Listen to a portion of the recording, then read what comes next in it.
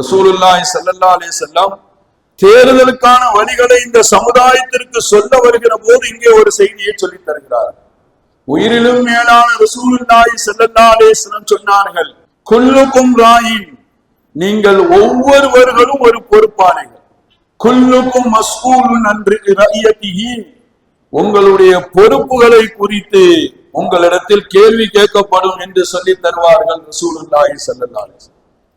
தேர்தல் விஷயத்தில் உங்களுடைய ஓட்டு, உங்களுடைய வாக்கு, உங்களுடைய பொறுப்பு, உங்களுக்கு கொடுக்கப்பட்ட பொறுப்பு என்கிறார்கள் நபிகள் நாயகம் ஸல்லல்லாஹு அலைஹி வஸல்லம். அந்த ஓட்டை கொண்டு, அந்த வாக்கை கொண்டு தகுதியானவர்களை தேர்ந்தெடுங்கள் என்று கற்றுத்தருகிறார்கள் ரசூலுல்லாஹி ஸல்லல்லாஹு அலைஹி வஸல்லம்.